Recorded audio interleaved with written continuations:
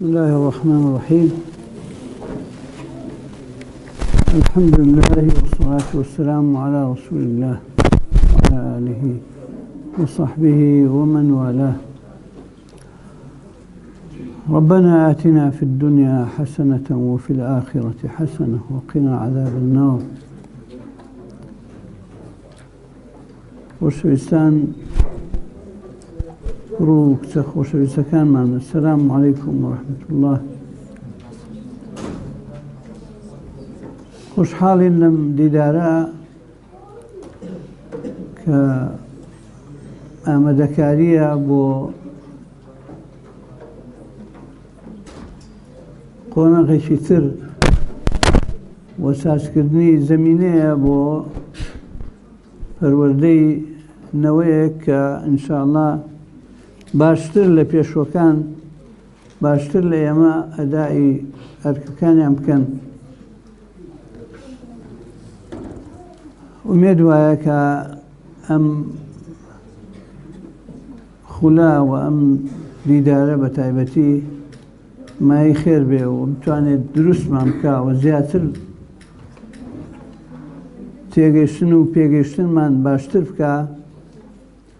و بتوانین ئەوەی کە خوا بۆی دروست کردوین ئێمەی بۆ ئەوە دروست کردووە کە وما خەلەقت الجن والئینس إلا ليعبدون تحقیق ببێ. ئینسان بۆ ئەوە نەبووە کە خۆی بە دەوری خۆیان بسوڕێتەوە، عاشقی خۆی بێ، معجب بە خۆی بێ. بۆ ئەوە دروست نەکراوە کە معجبی یەکێتر بێ یا پیاوی یەکێتر بێ یا نۆکەری کەس بێ. بۆ ئەوە دروست کراوە عەبدی خوا بێ، عەبدی خوا. عبودیەت بۆ خوا، بۆ خوای خالق و خاوەنی ئەمر و خەلق. ئەمە مەطلبێکی ئەساسیە، چونکە هەر جارێک ئەمە فەرامۆش بکرێ ئینسان تووشی هەڵا بێت. بەعزی جار ئەم دیدارانە چونکە خاستەن مەسەلەی تەنمەی بەشەری بەعزێ ئەخطائی تایە، هەڵەی ئەوەی تایە کە ئینسانەکە زۆر ئەکاتە عاشقی خۆی، ئەنانیەت زاڵەکە وای لێکا لە جیاتیەوەی تەنمەی تواناکانی بکە گەشە بە تواناکانی بڕۆ و ئیجابی، بەعەکسەوە وای لێکا کە زۆر بە خۆی بنازێ و لە نەتیجە تووشی هەڵە ببێ، تووشی خلیسکان ببێ. ومێد وایە ئەم خولانە لای ئێوە بە تایبەتی ڕێکخراوی گەشەپێدان موفق بووە، جێگای دەستخۆشیە سکرتاریەت و جەنابی سکرتێری گشتی کە دێغیان نەکردووە. ئەم حزورە نیشانەی ئەوەیە کە الحەمدوللا بەرهەمی هەیە. ئێمە گرنگە کە ئەمانەیە عەقڵی قیادی دروستکەین و کەسەکان لە ڕووی تەمەنەوە خەیناکە کەم تەجروبەیان کەمە، تەمەن چونکە بەشێکە لە زەخیرەی ئەزموون. بەڵام وەختێ خوێندنەوەت هەیە، وەختێ شتی خەڵکە خوێنیتەوە، وەختێ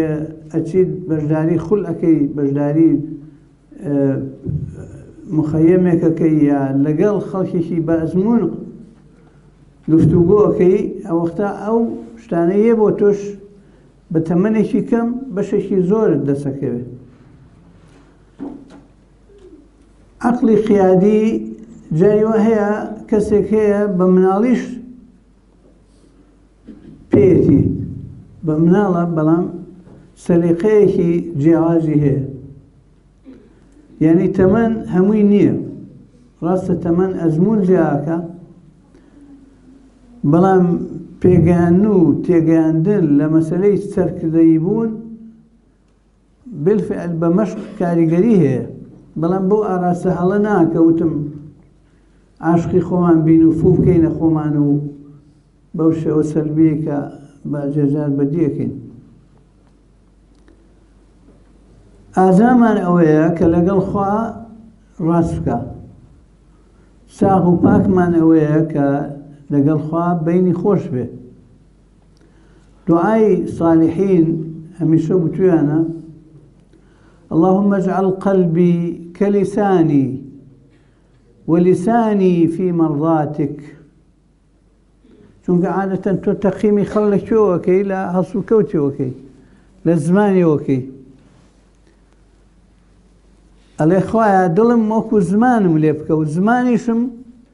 لە ڕەزامەندی تۆ ئابێ. طبعا زمان تەمسیلی هەموو جەوارح و ئەندامەکانی تری لەشەکە. بۆیە تەقیمی ئینسان هەڵسەنگاندن بۆ ئینسانەکان لە زمانەوە کرێ، ڕاستە لە هەڵسوکەوتەوە کرێ، بەڵام ئەبێت دڵی لەگەڵ بێ. لە مەنزومە ئیسلامیە لە دینداریە لەم مەشروعی کە ئێمە تایە پەروەردە بووین و کاری لەسەرەکەین، دڵ مەرجعی ئەساسیە، نیەت لێوێ و هەر کارێک نیەتی لەگەڵ نەبێ نەتیجە ناگرێ لای خوا تەبعاً، و ڕەزامەندی خوای لەسەر نابێ و ئەجر و پاداشی نابێ. ئەبێ نیەت ساغ بێ، چونکە نیەت نادیارە. لەبەرەوە دوعاکە ئەڵێ دڵم وەکو زمانم لێ بکە، زمانیشم بێنە سەر خەت لە پەسەندی لای خوا بێ. ئەمە مەطلبێکی مهمە کە سەرکردەی ئێمە نابێ الرائد لا يكذب قومه، سەرکردە نابێ درۆ بکە، درۆ بڵێ درۆ بکە، یعنی نابێت درۆ بکە لەگەڵ خەڵکەکە، نابێ ئەوە بڵێ کە وانیە خۆی. جا ئەمە سەرکردەیەکی گەورە بچووک، سەرکردەی مەجموعەیەکی کەم یا زۆر ئەگرێتەوە، تەمەنی هەرچەند هەیە هەرچی هەیە. بۆ ئەوەی ساغ بین، ڕاست بکەین لەگەڵ خوا، بۆ ئەوەی ماوەڵە لەگەڵ خوا دروست بێ، بۆ ئەوەی شەرمەزاری حزوری خوا نەبین، ئەبێ ئەم مەسەلەیە تەنزیم بکەین. هاوسەنگیەکە لە بینی دڵ و لە بینی زمانە، زمان و جەوارح هەموو ئەندامەکانی لەش. منطقی نییە تۆ نیەت شتێ بێ، دەستە شتێک بکە، زمان شتێ بکە، چاوت شتێکی تر بکە، هەمووی هەر یەکە بەشی خۆی نەکبەتی بێنێ بۆ دڵت و دڵیش بڵێ وەڵام من دڵم چاکە. چۆن دڵێکە ئەوە؟ چێ ئەڵێ چێ پەسەندی ئەوەکە، چێ بەوە ئەڵێ ئامین. کەواتە لە زمانەوە چین بۆ دڵ، ئەساس دڵە، بەڵام لە زمان و تەقیمی دڵەکەین. بۆ ئەوەی ئینسانێکی سەلامەت بی، پێویستت بەوەیە دڵێکی سەلامەت بێ، قەلبین سەلیم. قەلبی سەلیم یعنی دڵێکی ساغ و سەلامەت، سەغلام. طبعاً دڵ شتێکی معنەویە، ڕاستە ئەم باسی دڵ هەیە، قەلب یعنی ئەوەی ئەم پارچە گۆشتە، بەڵام ئەوە شتێکی ڕەمزیە. دڵە معنەویەکە ئەوەیە ئەو مەرجعی قەرار و مەرجعی ئەجر و مەرجعی عیقاب و هەمووی ئەوەیە. تۆ بە نیەتی خراپ یا بە نیەتی باش شتەکان ئەەکەی، بەڵام کردەوەکانن شتەکانەکە. بە نیەتێکی خراپ یا بە نیەتێکی چاک ئەوە باسی نیەتە، کردەوەکان ڕەنگدانەوەی نیەتەکەیە. کردەوە باشەکان قبول نابن لای خوا ئەگەر نیەتی باشی لەگەڵ نەبێ، ئەگەر بۆ خوا نەبێ. زۆر جار ڕێیەکەوێ کابرایەکی ئەجنەبیە، خوش ناناسێ، بەڵام ئیشێکی باشەکە، خەڵک لە سوپاس و دەستی خۆش بێ و تەواو. بەڵام لای خوا لە میزانی خوا دوو ڕۆژتکە چۆ حزوری خوا دوای مردنی سینوو کرایە و ئەو سوپاسەی خەڵک تەواو، ئیتر شتێکی تری بۆ نامێنێتەوە، پاداشی نییە. کەواتە عملی صالح بۆیە وەختێک کەڵکەگرێ، وەختێک قیمەتی هەیە، وەختێک توانێ سوودی بێ بۆ ئینسان، وەختێ نیەتی لەگەڵ بوو، وەختێ ئیمان پێی کرد، ئەگەر ئیمان ئیشە چاکەکەی پێ نەکا هەر سوپاسی دنیایی دەسەکەوێ هەر دەستخۆشی دنیایی دەسەکەوێت. ئێمە ئێستا لە بینی واقعەکە وایە سەرکردە ئەنواع هەیە. سەرکردە هەیە بە دەبابە و بە ئینقلابی عەسکەری بۆتە سەرکردە. سەرکردە هەیە بە ئینتخاباتێکی درۆینە بۆتە سەرکردە. سەرکردە هەیە بە موامەرە و پاشقولدان و فرتوفێڵێک کە کردوێتی لە ناو کۆمەڵە و وەزعی خۆیان. سەرکردە هەیە قبوڵە مەقبولە لای خەڵکەکەی تەمان ناڵێ ئەڵێ لەو باشتریان نییە یاوە ئەزانە ئەو باشترینە و شتێکی تەقدیس نییە. لە دیدگای ئێمە ئیسلامیەوە سەرکردە مقەدەس نییە، سەرکردە مقەدەرە، یعنی ڕێزی لێگیرێ نەک پیرۆز بکرێ. جا ئەمە تەوان تۆزێک حەساسە چۆن جیا بکەینەوە پیرۆزکردن لەگەڵ ڕێز لێگرتن، چونکە پیرۆزی لەو شتانەوەیە کە لای خواوە بێ. مادام عەبدە مادام مەعسووم نییە تۆ ناتوانانی پیرۆزی بۆ دابنێ هەر کەس هەیە. بەڵام مەسەلەی ڕێز ئەمێنێ تۆ ڕێزەگری لە باوکت، ڕێزەگری لە براگەورەکەت، ڕێزەگری لە خوشکەکەت تەبیعیە، ڕێزەگری لە دایکت تەبیعیە، خۆشیش دەوێ و ڕێزیشی لێگری. یەکی تر هەیە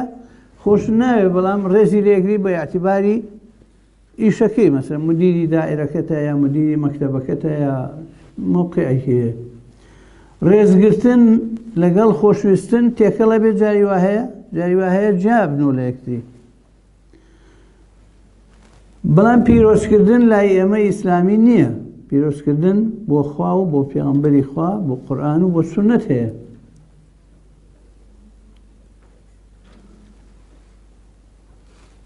دەرەجەی ڕێزگرتن زیا و کەمەکە بە یاعتیباری ئەو کەسێک کە چۆنە، مەسەڵەن ڕیسپیە ئێضافەیەکی وەکو بڵێ خاڵێکی بۆ زیاد بێ، مەسەڵەن چاکەیەکی لەگەڵ خودی خۆت کردووە خاڵێکی بۆ زیاد بێ، مەسەڵەن بەو شێوە. بەڵام لە بازنەی ڕێزگرتن دەرناچێت.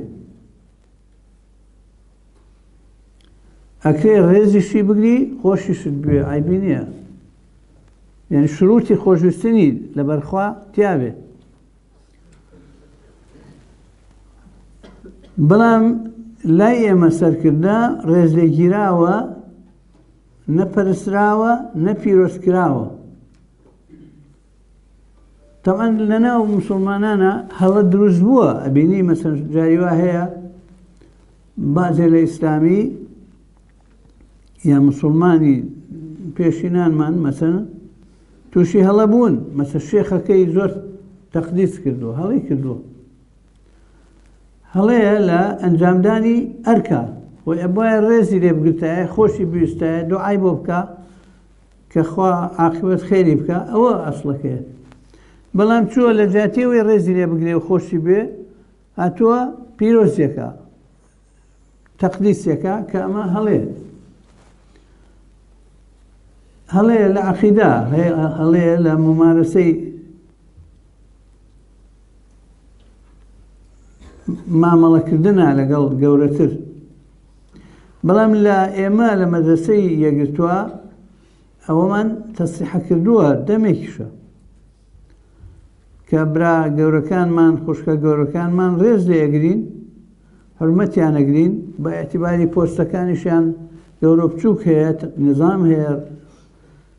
لایحە هەیە، ئەعتیبار بۆ ئەو پێگەیە یا ئەو پۆستەیە ئەو شتانە دانرێ، ئەوانە بەجێی خۆی.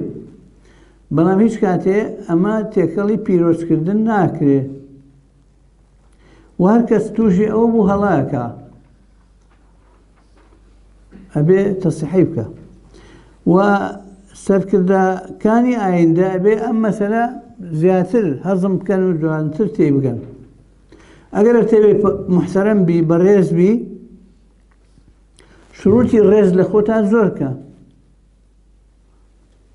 ئەوەڵەن ڕاستکە لەگەڵ خوا، چونکە ئەگەرەتەوێ سەرکردە بێ ڕاستکەی لەگەڵ خەڵکە لەگەڵ خوا لەگەڵ خەڵکە سەرکردەی درۆژن حاشا لە مەجلیسە بڕناکە لەوانەیە ماوەیەکی کورت عومرکە بەڵام لە لۆفەیەکە پەچێکەوێ سەرکردە ئەبێ ڕاستکە لەگەڵ خوا یعنی ئیخلاسی بێ لەگەڵ خوا و ڕاستکە لەگەڵ دەوروبەرەکەی لەگەڵ خەڵکەکەی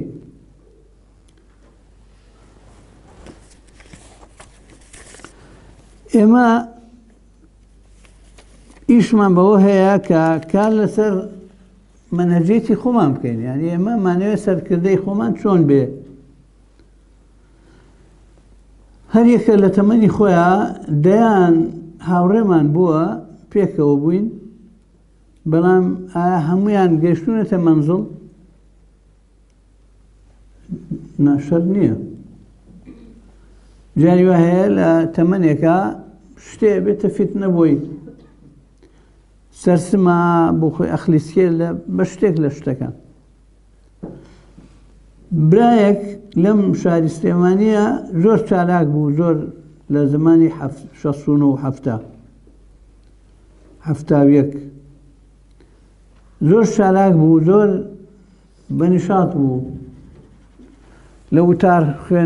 خوێن بوو لە مەحەدی ئیسلامی خوێن تەسەور ناکەی چی بووە فیتنە بۆی خلیسکە سەری لە چیۆ دەرچوو سەری لە کۆمونیستیۆ دەرچوو کۆمونیست فترەیە چووە بەغا بۆ خوێندن لەوێ بوو بە کوردایەتیە کرد و تەعەسوبێکی بێتامی دروست کرد بوو دوایی لێوە پێشی کردەوە هات بوو بە کۆمۆنیست ئێستا نازانم چی بەسەر هاتوو لەسەر چی لەسەرەوە برایەکی تر مشکلەیەکی بۆ دروست بوو کاسبی ئەم کاسبێت دوڕایانە کە هەیە خەڵک دادەوە سەرماتە بێتەوە چی لە دانیشتووی لێ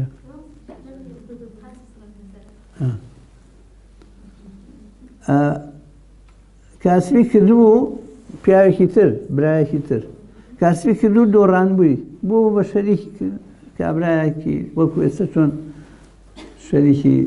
مەسئولیەکەن و دوای دۆڕێن و دوایی یەکەنە خەتا ئەو وەختە کەم بووین دۆڕان بووی زۆر زەرەرێکی گەوریان کردبوو ئەم برایە کە وتم متحەمس بوو گەرم بوو هات ئەو وەختە من بەرپرسیان بووم لێرە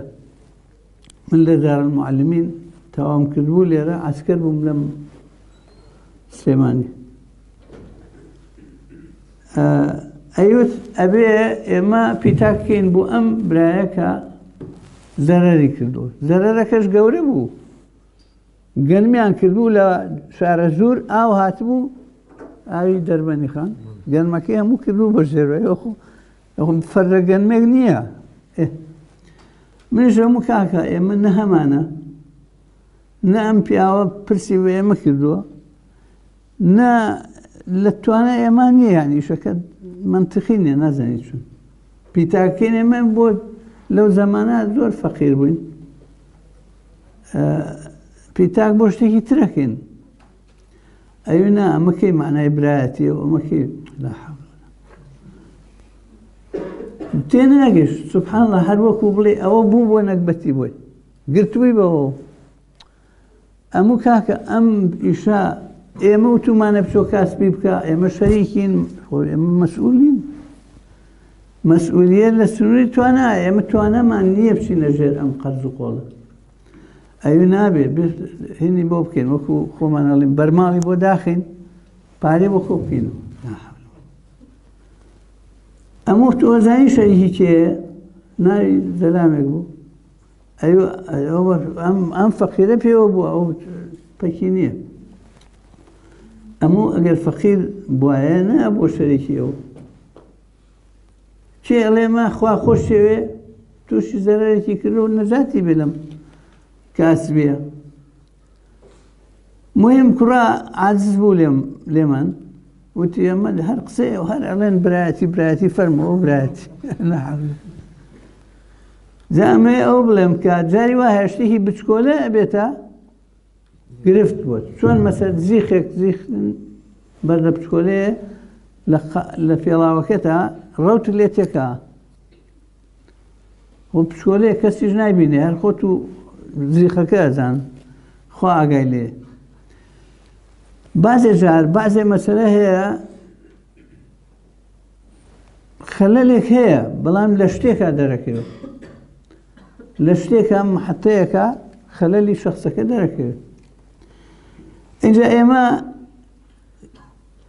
دەمی هەراش و منبەر بەڕێکردن کافی نییە بۆ سەرکردایەتی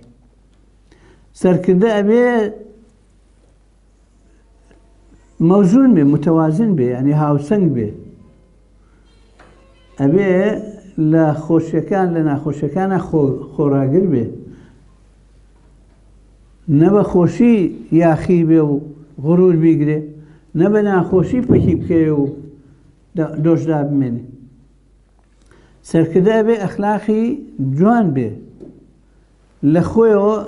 مامەڵەی خەڵکەکە نەکا لەوانەیە من ئێستا شتێک ببینم لە تۆ بەدڵم نەبێ عەجایب نییە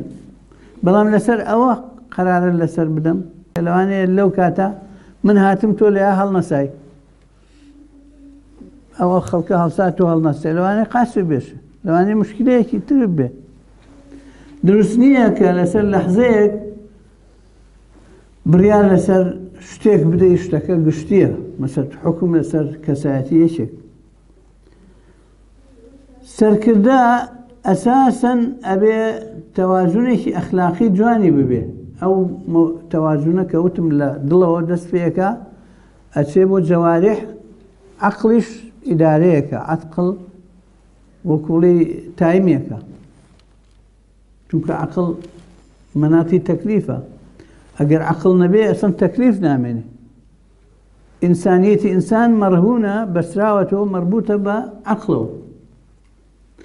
هەر عەقڵە پێت ئەڵێ کە ئەبێ ئەوە چاکە ئەوە خراپ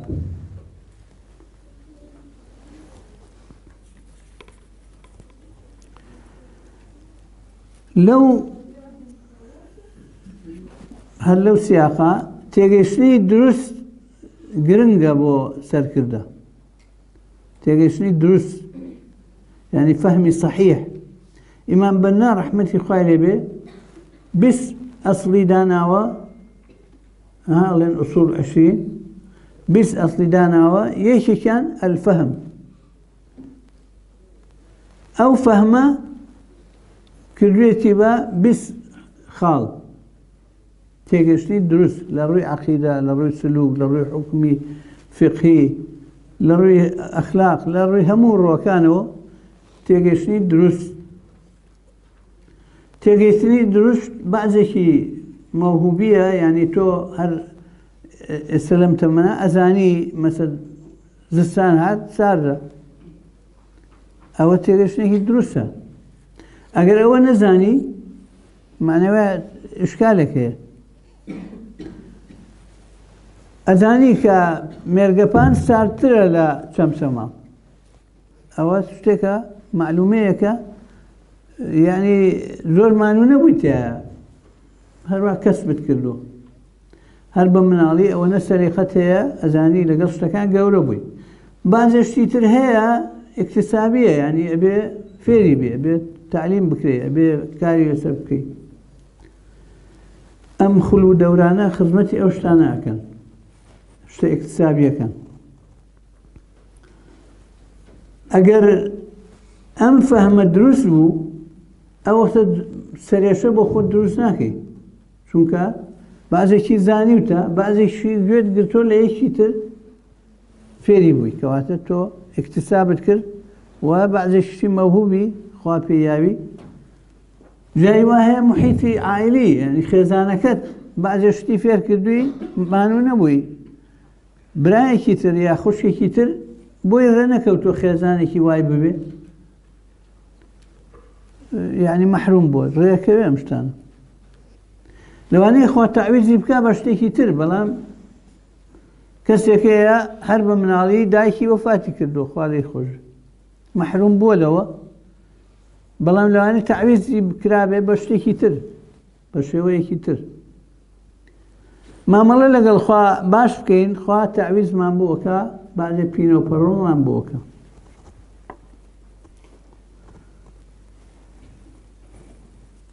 ئێمە زۆر مەبەستمانە کە نەک نەفەرێکمان سەرکردە بێ هەموو سەرکردە بین چونکە ئێمە نەخوەیەکی قیادین لە مجتەمع سەیری کۆمەڵگەکە کۆمەڵگە زۆر محتاجی یەکگرتووە زۆر محتاجی ئەو کەسانەیە کە سەلیقەیان قیادیە بۆ خۆیان ناژین عاشقی خۆیان نین حەزیان لە خزمەتی خەڵکە ئەم کۆمەڵگەیە بەگشتی محتاجیەوەیە تۆ بینی هەموو کەس بە ناشکری نەبێ خەریکی تێرکردنی ئارەزوو کێشەکانی خۆیەتی کەواتە ئێمە پێویستمان هەیە کە هەمومان سلوکی قیادیمان ببێ هەمومان طبعا بەنسبەتی تەمەن و بەنسبەتی مەوقع و بەنسبەتی پێگەی کۆمەڵایەتی و پێگەی خوێندن و ئاسی ژیان ئەو مەسئولیەتە فەرقەخە بەڵام گرنگە کە سلوک قیادی بێ سلوک قیادی بێ سەرکردانە مامەڵە بکەی لەگەڵ ئەوە گەورەبی شروتی قیادیشت گەورەترە بێت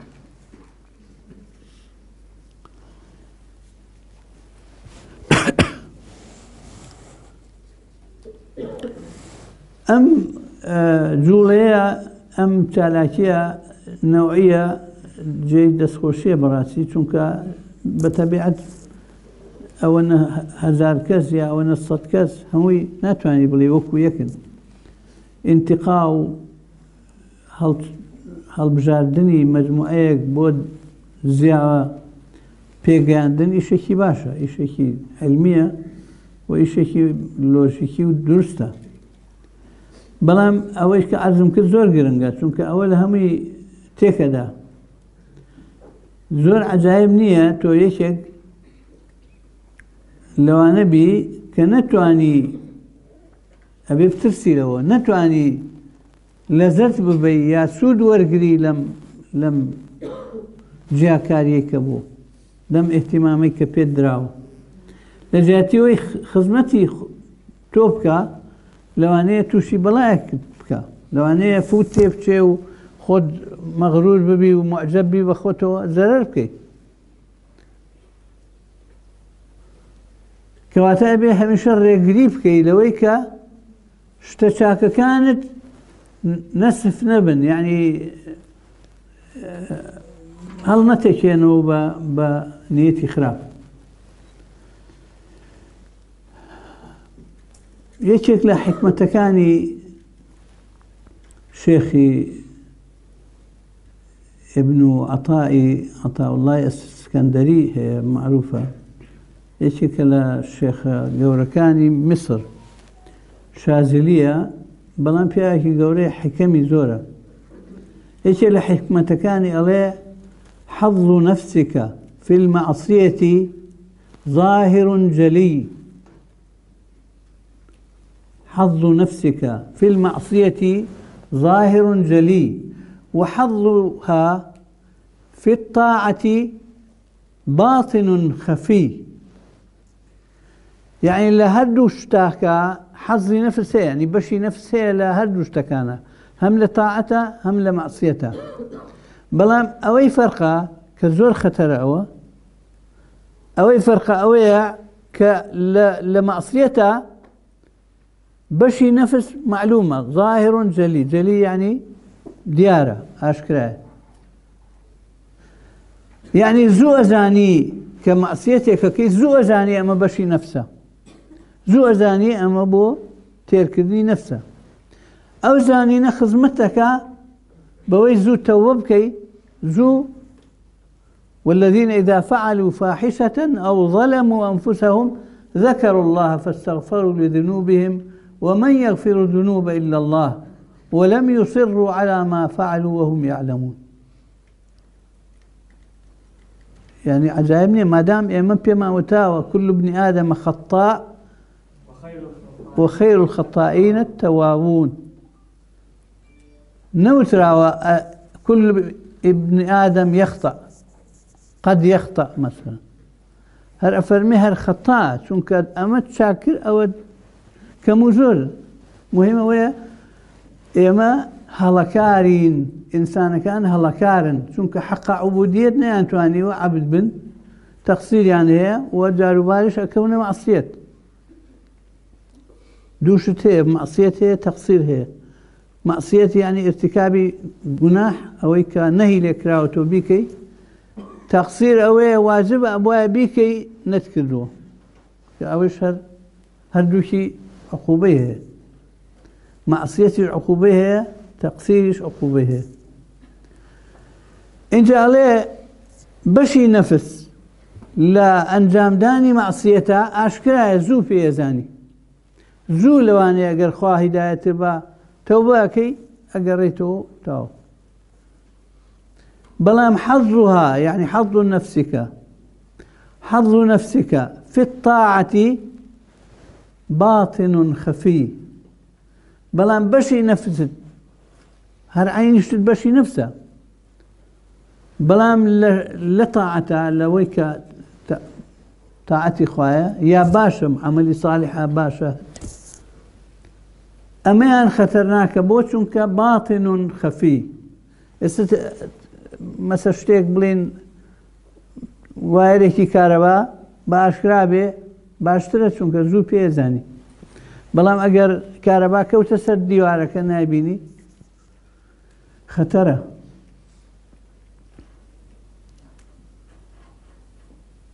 تۆ لە هەردووکە هەر خەتەرناکە ئیشەکەت مادام بەشی نەفسە خەتەرە بەڵام لەکوێ خەتەرترە لەواکە بەشی نەفسە لطاعته چونك الشيطان خد كلنا شيطان هروني بلا معصية مكة كوقت بجونك اللوا يه طاعتك اللي كذا لن يرجع لك كذا لا يشي شاكا لك كذا لا خلي سركداتي سركدبونا الروح الدريني شيطانك فرتفيلي زورا أو بشكي خويبه أيوة أو يشد خالص نبي بخوا أيوة أو يشد لناو ببا لبار ببا شون فرياي خوتك بي بوك بزاني بشي شيطان بشي نفس نبي لإيشكتا لمعصيتك هيشتا حال باشترى بوچونك أشكرا يرجو في أزاني خلقيش يس لومتكاو أليو بوچي وات كدو تو لاي خود نوشكري أو بوچي أو روج السيري أو آفرتت كدو أو يعني شرمي الدنيا يشبه لو أنا لمعصية زو هوشيار بيتو بلام لطاعته أولية طبعا خوازاني چونك باطن خفي بس خوا في أزاني إتو أقر بين لقل خوا خوش نبي خواش باكي نية دست اللي بردا أبو خوي الله خلصكي بلا أقر بين خوش بي لقل خوا زو انتباهتك زو هوشيارتك زو فرياتك إما بكرتي أبي باسي أوبكين كأم إنسانا إيشكي قرصة وآسانية إيشي أما كتعبدي خوابي وعبودية بخوابكي وبردوان بي إيشكي آسانية تو مردن للرعاية زينوبون ولا الرعاية بهجتو جهنم هي خل بالرأي بونية هي بالرأي بونية وكو حيوان حاشا لما جسا أجي جوي لونية ديما تشوف كينو خو كالأنعام بل هم أضل تشوف كين إما باسي خومانا كين خومان كأمشتانمان لبردمايا وأزاني أمرو أم ساعة أم صالة أم دصاليتر نازاني شون بلام أروين شن رفيق ودوسمان روشتن ئێمەش ئەڕۆین بۆ شوێ یا بۆ بەهەشت یا بۆ جەهەنەم نەعوذ بالله وەختێ وایە ئیشەکەەوە ئیشێکی جدیاتە گاڵتە نییە ئیشێک نییە بڵێ وەڵا خوا کەریمە خوا کەریمە ئەوەنە کەریمە 124,000 پێغەمبەری ناردووە ئەم خەڵکە هۆشیار بێتەوە ئیتر چی لێ بکە ئەم ئەجوایی دروست کردووە لەم وەزعا کە خۆمان نەزانین جەوێکی سازانووە کەشێکی دروست کردو کە تۆ بتوانی لێرە دانیشی و خێر فێربی خۆت دروستکەی زەمینەی زۆر ساز کراوە بۆ ئەوی پێ بگەین بۆ ئەوی خۆمان ئامادە بکەین بۆ ئەو ڕۆژانەی لە بەردەممانایە لە مردن و پاش مردن کە وەختێ خۆمان دەست لە خۆمان بەردەین و خۆمان دڵسۆز نەبین بۆ خۆمان چی بکەین لەبەرەوە گرنگە کە بەجددی لە خەمی خۆمان نابین بەجددی بزانین ئەمە مامەڵەیە لەگەڵ خوش ناخەڵەتێ خوا ناخەڵەتێ عەبدە خەڵەتێنین زۆر جار خەڵک وازانێ ئەولیای بەڵام خۆش زۆرێکی ترە بەڵام خوا ناخەڵەتێ حكيمان وتوانا بالإمكان مخادعة الناس بعض الناس وبعض الوقت وليس بالإمكان مخادعة الناس كل الناس وكل الوقت حتى خلقيش همو جار همو وقت ناخلته ممكن نيته خلق خلتيني همو خلق وهمو وقت هركاتيه بعضي لخلق أخلتيني بعضي شي لوقتش بەڵام بەنسبەت خواوە نا هیچ کاتێ نا بە هیچ شێوەیە ناخەڵەتێ خوا ئاگای لە هەموو شتمانە لەبەرەوەی بێ خۆمان ئامادە بکەین کە مامەڵێ لەگەڵ خوا ئەکەین ئەو مامەڵێش جدیاتە بەڕەحمە ڕەحمانە ڕەحیمە کەریمە بەڵام ئەوەی کە ئیستیعداداتی پێداوین تواناکانی پێداوین کە خۆمان چاکەین و ئەهلی خوابین ئەوەندە کافیە و کەریمیەکەیت ئێمە ئەمانەوێ ئێوەی خۆشەویست لەم جێژاوەی دروست بووە لەم وەزعانەی کە هەیە لەم هەموو فرت و فێڵانەی کە هەیە هۆشیارانە وەزیرەکانە خۆتان توش نەبن اینجا ببنە چاودێر و ببنە ڕزگارکەر خۆتان ئەزاننسەوە ناوەندەکانی خوێندن چی ئەگوزەرێ لە ناو گەنجانە چی ئەگوزەرێ چی ڕووی داوە لە وڵاتە ئەمەی کە ڕووی داوە زۆر شتێکی سەیرە بەڵام قەدەرمان وایە ئێمە ئێستا مەسئولیەتمان ئەوەیە ئێمە ئێستا مەسئولیەتمان ئەوەیە کە شوناس و هەویەی ئەخلاقی و دینی ئەم میلەتە ڕزگارکەین یا عەلە لەقەل ببینە حوجەت لەم بابەتە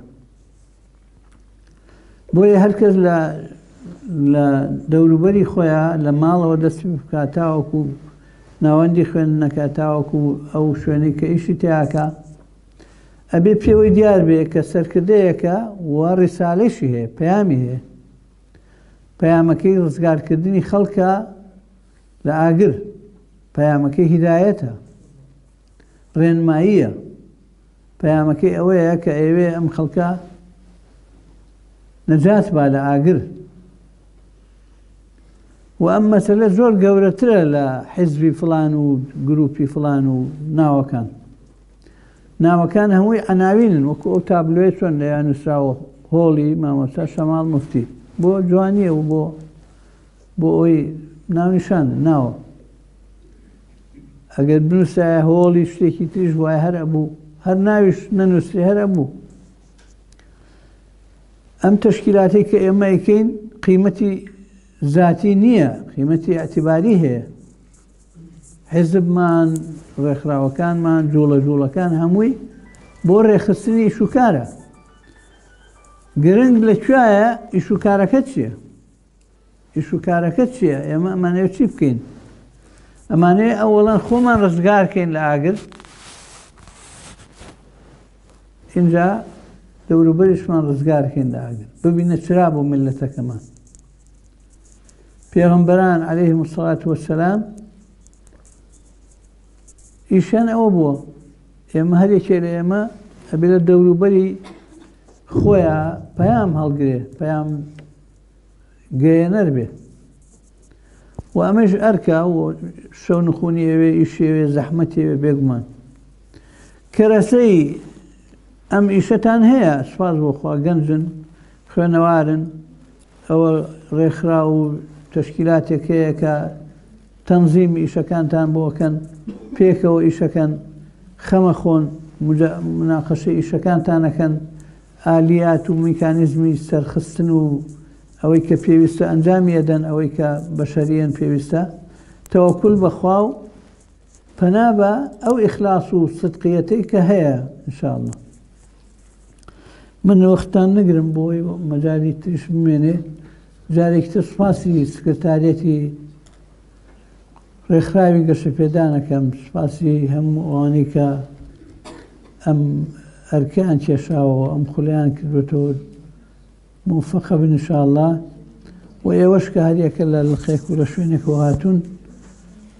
سوپاستانەکەین و ئینشاءالله بە ئومێدی سەرکەوتن و پێشکەوتنێکی زۆرتر و باشتر ئینشاءالله. و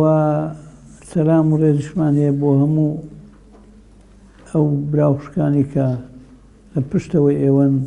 ئەوانی کە لە لقەکانن، لە ناوچەکانن، قوتابیان ئایندەی وڵاتمانە. ئێمە خەمێکمان ببێ ئەوەیە کە بەداخەوە نەخۆشیەکان لە ناوەندی خوێندنەکانەوە زۆر تەشەنەی کردووە، و ئەو موئامەرە گەورەیە کە هەیە لەسەر میلەتەکەمان لە ناوەندی خوێندنەکان و لە گەنجەکانەوە دەستیان پێکرد بەداخەوە. بەڵام بە ئومێدی خوا بە لێهاتن و همەتی ئێوە، بە لێبڕانی ئێوە، تەوەکل بەخوا،